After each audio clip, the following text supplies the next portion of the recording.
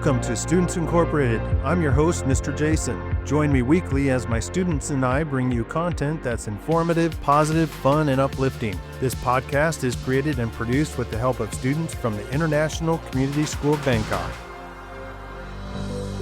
Have you ever typed a question into Google and it auto-corrected to something completely different? 1 second you're asking a serious question and the next your phone is asking if you meant, why are flamingos waterproof? That little moment of digital confusion is the perfect window into the weird, wonderful, and sometimes hilarious world of what humanity searches for online. And that's exactly what we're exploring today. We're taking a look at some of the most popular and downright strangest Google search topics of 2025. To help me dive down this digital rabbit hole, I have co-hosts James and Josiah with me. It's going to be a lot of fun and hopefully a little weird. But before we get into the trending topic, let's hear a quote of the day and get some headline news. Today's quote comes from Vint Cerf, a man often called one of the fathers of the internet. He said, "The internet is a reflection of our society, and that mirror is going to be reflecting what we see." I think that's the perfect way to start our show. What he means is that the internet isn't some strange, separate world. It's just a reflection of us. It's a giant mirror showing our best ideas, our biggest worries, and our weirdest, most random thoughts. There's no better place to see that reflection than on our Google searches, which is exactly what we're digging into today. And that's our quote of the day. Now onto some headline news. Thank you for our quote of the day. Alright, it's time for headline news. Our first headline news piece will be a tech spotlight, and we're going to look at the man we just heard from, Vint Cerf. Who is Vint Cerf? According to sources like the Computer History Museum and Google's own tech archives, Vint Cerf is a foundational figure in the modern world. Along his partner, Bob Kahn, he co-designed the TCP/IP protocols, which form the communication language of the internet. Without their work, there would be no websites, no Gmail, and certainly no Google. Today, at 82 years old, he works at Google with the official title of Chief Internet Evangelist, where he focuses on the future of web accessibility. Mr. Cerf has received numerous awards for his work, including the Presidential Medal of Freedom and the Turing Award, which is often considered the Nobel Prize of Computing. Our next headline comes from TechCrunch and is, AI overhauls the classic Google search. As reported by TechCrunch, the way we find information is changing drastically. Google's ongoing rollout of its Search Generative Experience, or SGE, now means that for many queries, users are no longer getting a list of blue links. Instead, the top of the page features a complete AI-written summary that answers the question directly, pulling in the information from multiple websites. This shift is changing how we interact with information and has major implications for websites that rely on traffic from search engines. On one hand, it's incredibly convenient. You can ask how to fix a leaky faucet and get a direct summary without clicking any links. But this convenience is creating what experts call a zero-click problem. The very recipe blogs, news sites, and creators who provide the original information are seeing their web traffic disappear, raising big questions about how content creators can survive when AI delivers the answer without ever sending users to their page. And finally, our last headline comes from The Verge, which states, "Viral AI time machine filter clogs search traffic." The Verge reports that the latest viral trend sweeping social media is the AI time machine filter. This tool uses artificial intelligence to realistically age or de-age a user's face in photos and videos. This trend has led to a massive spike in related Google searches, with "how to use AI time machine filter" and "is the AI aging filter safe?" becoming two of the most popular search queries globally over the past few weeks, demonstrating how quickly social media trends can dominate our collective curiosity. To join in on the fun, users have to upload their personal photos to the app's servers.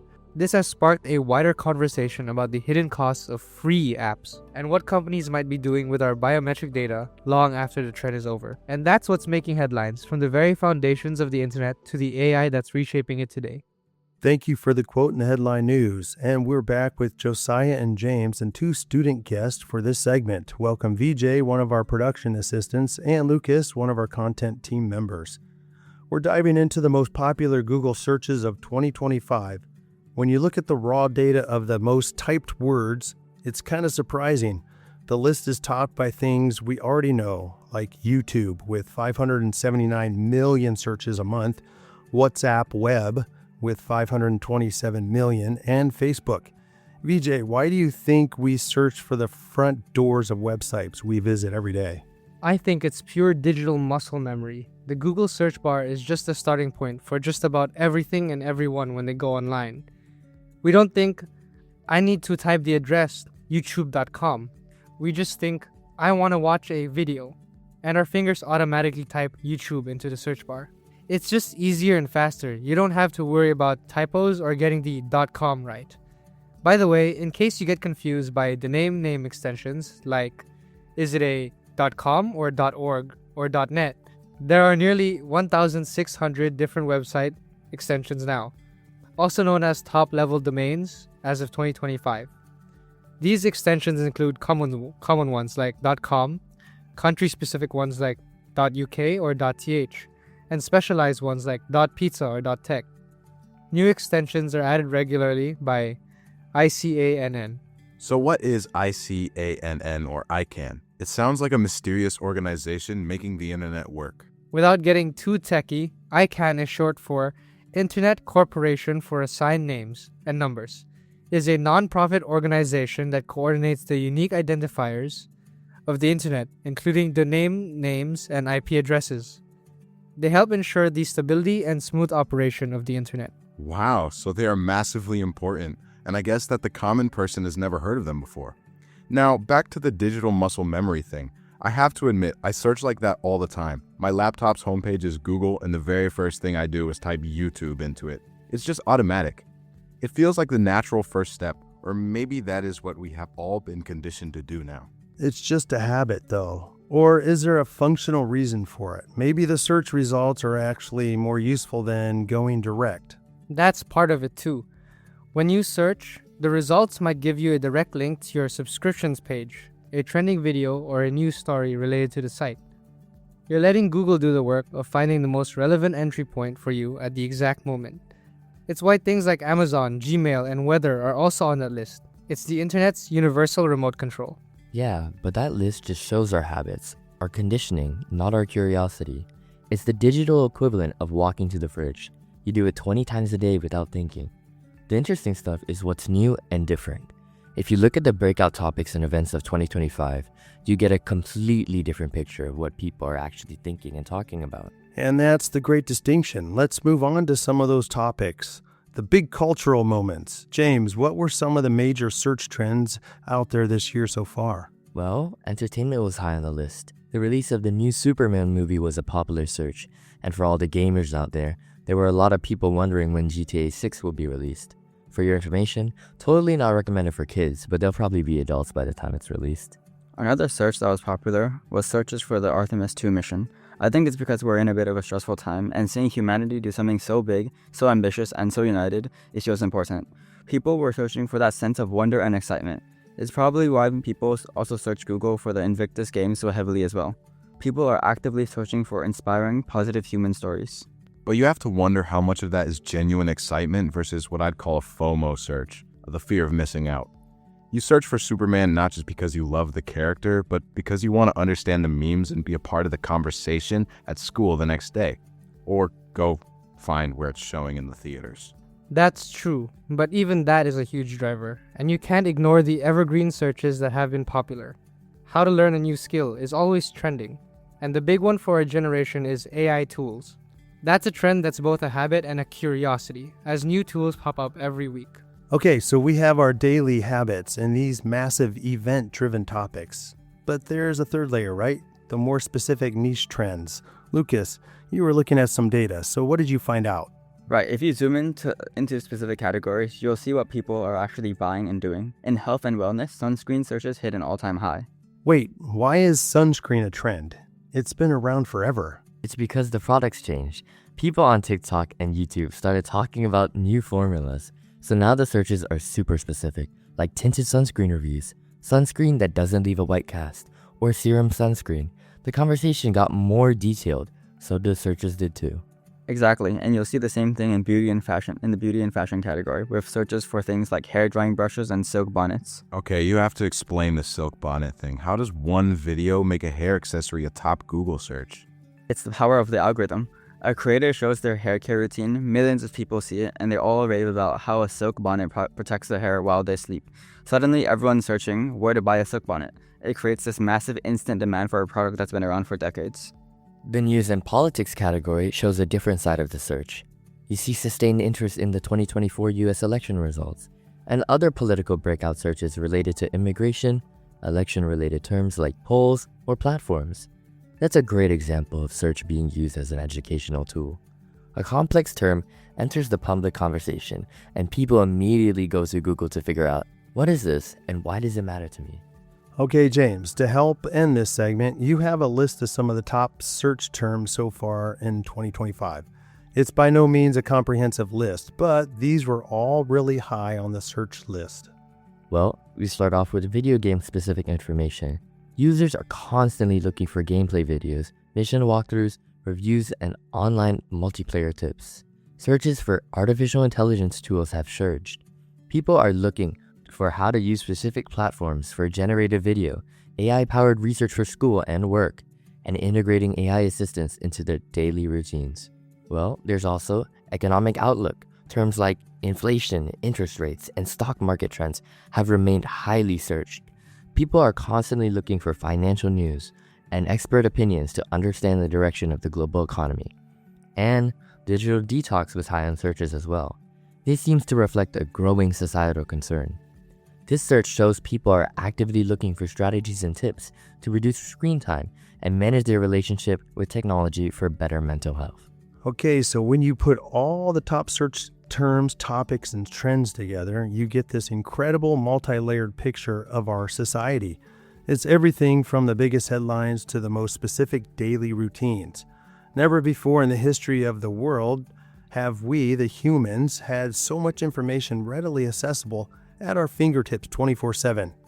Okay, so we got to take a break now, but when we come back, we're going to put all this popular stuff aside and dive into the strangest corners of the search bar. We're talking about the weirdest searches of 2025.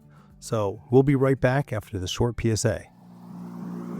1, 2, 3, 4. Hey everyone, we're taking a quick pause from the discussion.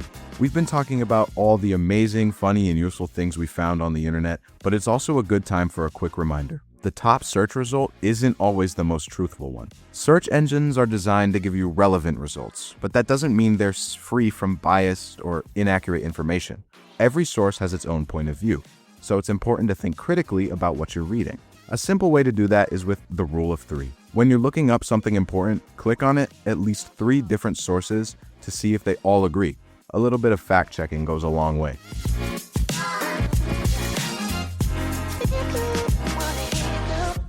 Welcome back to the show. We just spent some time talking about some of the popular searches this year so far, which gave us a good picture of our digital habits and cultural insights. But for this segment, we're throwing the map away and venturing into the wild, weird wilderness of the internet. And to help guide us, Josiah and James are with us again, and we welcome 2 other team members, Sinsen, our social media guru, and Porsche, one of our content creators. Welcome to the show. Hey, thanks for having us. This is the fun stuff. For sure. I've been waiting for this part. Awesome, so let's jump right into it. The weird searches. These are the questions you'd probably be too embarrassed to ask a real person, but you'll ask Google without a second thought. Sinsen, let's start with you. What's a category of weird searches that you find fascinating? One category I found fascinating is called shower thoughts searches. These are bizarre pseudoscience questions that have no real-world application, but you just have to know the answer. A classic one that trends every year is, do fish get thirsty? It sounds stupid at first, but when you think about it, do they? They're surrounded by water, but they still need to regulate their internal systems. It's a genuinely complex biology question hiding inside a silly search. Good point. It's like, what color is a mirror? Or if you try to fail and succeed, which one did you do? The search becomes a way to settle a completely pointless argument. It proves that curiosity is often just a form of play. That leads to my favorite category of weird searches, the purely hypothetical and creative ones. For example, a really popular one is among writers and gamers is, how would you explain Wi-Fi to a medieval knight? Well, there's no right answer, but searching for it gives you hundreds of incredibly creative, funny, and clever ways to think about technology. So we're using Google as a creativity prompt? I guess, in a way, it can be a brainstorming tool. You see it with searches like, what would happen if the Earth suddenly stopped spinning? Or, could a dragon be scientifically possible? It's people using this massive engine of information, not for facts, but for imagination. Yeah, but I think the weirder searches are the newest ones though. The ones that couldn't have existed 5 years ago. I'm talking about the questions we're starting to ask about AI. We're so used to asking AI questions, but now people are asking questions about AI. I've seen trends for searches like, what do AI chatbots dream about? Or can I get an AI board? We've created this new form of intelligence, and now our weirdest questions are about trying to figure out if it has a secret inner life. It's like we're trying to find humanity in the machine. Yes, that is deep. That's a fascinating point. Why do you all think we turn to Google for these questions? Why not just ponder them ourselves or ask our friends? Probably because there's zero judgment from a search bar. You can ask the silliest, strangest, most profound or embarrassing question in the world, and Google will give you results. It's a safe space for our curiosity, within reason, of course. It's also instant. If you have a weird thought or question anytime, day or night, your friends or parents may not be available, but Google is 24/7. Ah, yes, 24/7, for better or for worse. We've all been conditioned to get instant answers to any or all of our questions. Okay, moving on. This is the moment of truth. Let's do a lightning round of some common and weird searches that have been used a lot in Google. James, you go first. A surprisingly common one that gets millions of hits is, am I a robot or am I in a simulation? All those captcha tests asking you to identify buses and crosswalks are starting to make people feel they need to ask that question. All right, Sinsen, what do you have? A classic from the world of dream interpretation. Why did I dream my teeth are falling out? That is a recurring classic. I feel like most people have searched that up at least once. It's universally terrifying. And it really is, especially if you've had that dream before. All right, Josiah, your turn. I found one that plays on an old joke. Is it illegal for a chicken to cross the road? Who is asking these type of questions? That's my question. Well, what'd you find out, Porsche? I went for one that is both philosophical and weirdly specific. How many calories are in a human soul? Nah, that's kinda deep though. That has never crossed my mind before until now. Oddly enough, even though it's a question that makes no sense, I kinda wanna search for the answer now. Well, I'm glad your curiosity was piqued with that question. Mine was too. I typed the question in Google and this is what I found out. A human soul does not have calories because calories measure the energy in food. And a soul is not a physical entity, but a spiritual one. So a soul's not food. So there you go. And I'll finish off with a classic from the world of panicked pet owners. Why is my goldfish turning black? You can just feel the panic in that search. Someone is just staring at their fishbowl in horror as they type that in the search bar. Exactly, and I think that perfectly sums it up. These searches aren't on any year-end search trend report, but they do feel very human. They show our anxieties, our silly curiosities, our creativity, and our deepest philosophical questions. They're proof that we are all a little weird, and we are all curious about the same strange stuff. And with that, this is the perfect way to end this segment and this episode. So thank you to our guests for helping us explore the popular and weird, wacky world of Google search bar for this episode.